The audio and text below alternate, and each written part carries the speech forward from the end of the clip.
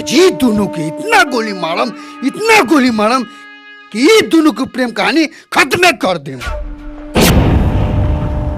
मुन्ना 50 साल के इज्जत अगर 5 मिनट में खत्म करे के चाहता रहा तो शौक से जा। जब घर में बेटी जन्म लेवेला ना बेटा तो लोग कहेला कि घर में लक्ष्मी आयल बा। का करी राउर घर के लक्ष्मी के इज्जत के नीलाम होके दी तो ये हमरा से ना होई बाबूजी। होइली बंदूक सारा के सारा गोली हमरा सीना में उतार दी, लेकिन हमरा जीते हुए वो दोनों को कबू एक होके ना दे, ताकि घर के इज्जत के लतिया के गेल बाऊ। तू काहे टेंशन ले ले बारा बेटा? बाप के तू अभी गुंडाई देख ले बारा, राजनीति ना। फोन लगावा। ओम गणानन्त्वा गणपति गुं हवामहे प्रियानन्त्वा प्रियपति गुं हवामहे। ओम मंगलम भगवान विष्णु मंगलम गरुड़ध्वज मंगलम पूर्णिकाक्षाय मंगलाय तनोहरि। हम अग्नि के साक्षी मान के अपना जिंदगी के अहम हिस्सा बनाओ तानी। खुश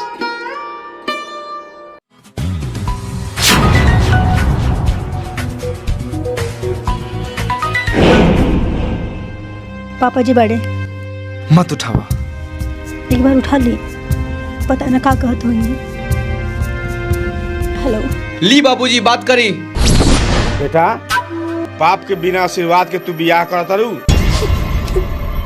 तू सोच कैसे ले लू कि तोरा बरखिलाफ हो जाए। तू जेकरा से कहबू तेकरा से हम बियाह करा दे, लेकिन धूमधाम से।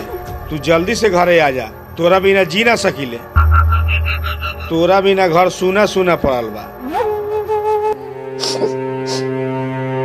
का कहला सर? पापा जी मान गए, वो हमने के इस शादी से खुश बने। रवा चली। हम ही ना माने। हम अपना पापा के बहुत अच्छे से जाने ली, वो खुश बने, वो मान गए। एकरा पीछे जरूर कोनो साजिश बा। एक बार विश्वास करी, पापा जी हमरे से बहुत प्यार करेंगे। चली। चला।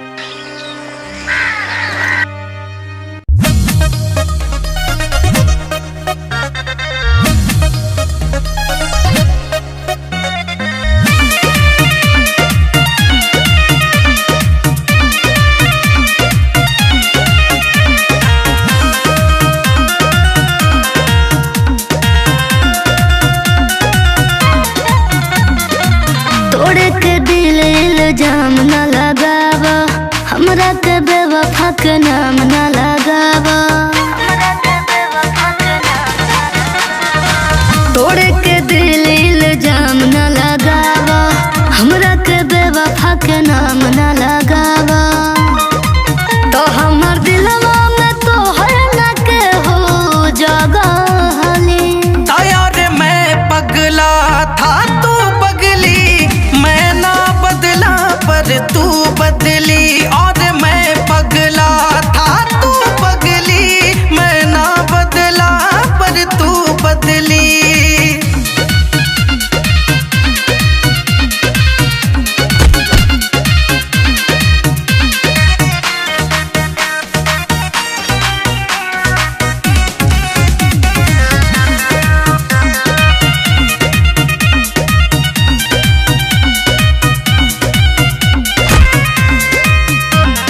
हम थे तेरे तुम हुए ना हमारे, दिल जानता दिन है कैसे गुजारे।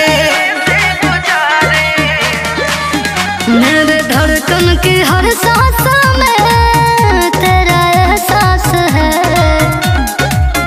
दूर होके भी मुझसे सनम तू मेरे पास है।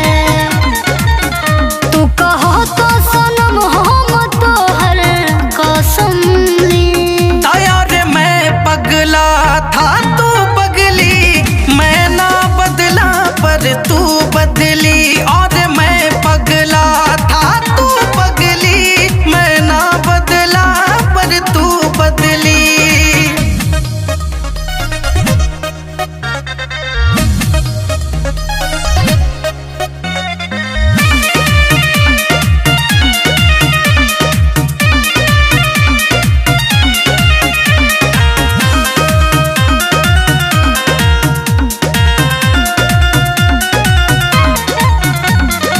मरते थे तुम पे तुम्हीं पे मरेंगे, जब तक जिए